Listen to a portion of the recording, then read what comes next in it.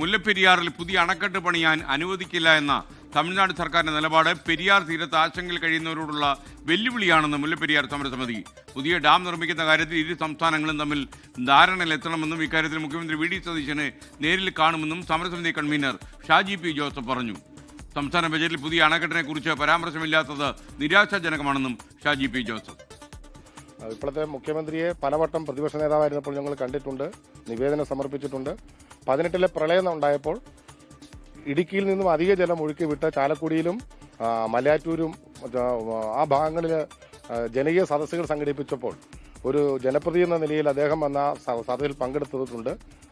അവിടെ അദ്ദേഹം സ്വീകരിച്ച നിലപാടുകളൊക്കെ കൃത്യമായി ഞങ്ങൾക്ക് ബോധ്യമുണ്ട്, ഇത് വീക്ഷിച്ചവർക്കുണ്ട്, തെളിവുകളുമുണ്ട്. അപ്പോൾ കേരളത്തിന് പ്രതീക്ഷ നൽകുന്ന ഒരു നിലപാടെടുക്കുവാൻ ഇച്ഛാശക്തിയോടെ അദ്ദേഹത്തിന് കഴിയാതെ പോയതിലുള്ള ഖേദം ഈ അവസരത്തിൽ ഞങ്ങൾ പങ്കുവയ്ക്കുകയാണ്. മുല്ലപ്പെരിയാറിൽ ഡാം നിർമ്മിക്കാൻ അനുവദിക്കില്ലെന്നും ജലനിരപ്പ് ഉയർത്തുമെന്നുമുള്ള TVK സർക്കാരിന്റെ പ്രഖ്യാപനം അപലപനീയമെന്നും ഇടുക്കി MP ഡീൻ കുര്യാക്കോസും പറയുന്നു. ബഹുമാനപ്പെട്ട ജലവിഭവ വകുപ്പ് മന്ത്രി ശ്രീ മോൻസ് ജോസഫ് അദ്ദേഹം കേരള സർക്കാരിന് വേണ്ടി കേരളത്തിൻ്റെ സുരക്ഷയെ കരുതിക്കൊണ്ട് എടുത്തിട്ടുള്ള നിലപാട് പറഞ്ഞിട്ടുണ്ട്. സ്വാഭാവികമായും അത് നമ്മൾ NDSAയുടെ മുൻപിലും അവതരിപ്പിച്ചിട്ടുള്ള വിഷയം തന്നെയാണ്.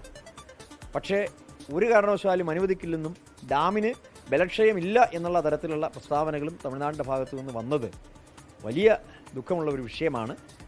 അതുമാത്രമല്ല, ഡാമിൻ്റെ ജലനിരപ്പ് ഉയർത്തുമെന്നും കൂടി കടന്നു പറഞ്ഞിരിക്കുകയാണ്.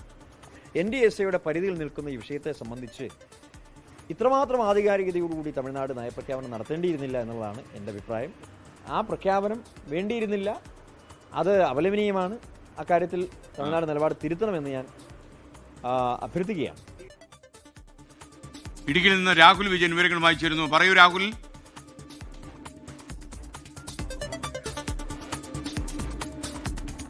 മുല്ലപ്പെരിയാർ അണക്കെട്ട് പുതിയതായിട്ട് നിർമ്മിക്കേണ്ട എന്ന തമിഴ്നാട് സർക്കാരിന്റെ നിലപാട് അത് അംഗീകരിക്കാൻ കഴിയില്ല എന്നാണ് മുല്ലപ്പെരിയാർ സമരസമിതി പറയുന്നത്. 2007 മുതൽ തുടങ്ങിയ അവരുടെ പോരാട്ടമാണ്. സുപ്രീം കോടതിയിൽ എത്തിയപ്പോഴും ഈ ഡാമിന്റെ സേഫ്റ്റി സംബന്ധിച്ച് പുറത്തുനിന്നൊരു ഏജൻസി ഇതിന്റെ അന്വേഷണം നടത്തണമെന്നുള്ള ആവശ്യമൊക്കെ ഉണ്ടായിരുന്നു.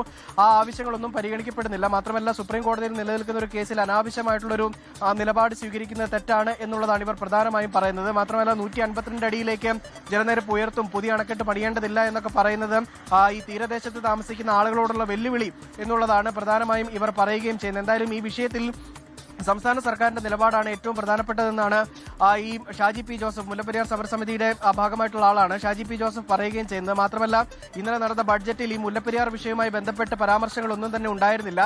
അതും നിരാശാജനകമാണ് എന്നുള്ളതാണ് അദ്ദേഹം പറയുന്നത്. എന്തായാലും മുഖ്യമന്ത്രി വി ഡി സതീശനെ മുല്ലപ്പെരിയാർ സമരസമിതി നേരിട്ട് കണ്ട് ഈ കാര്യങ്ങളൊക്കെ ബോധ്യപ്പെടുത്തും. സുപ്രീം കോടതിയിൽ ആവശ്യമായ ഇടപെടൽ ഈ സംസ്ഥാന സർക്കാരിന്റെ ഭാഗത്തു നിന്ന് നടത്തണം എന്നുള്ളതാണ് ഈ മുല്ലപ്പെരിയാർ സമരസമിതിയുടെ ആവശ്യവും. SKN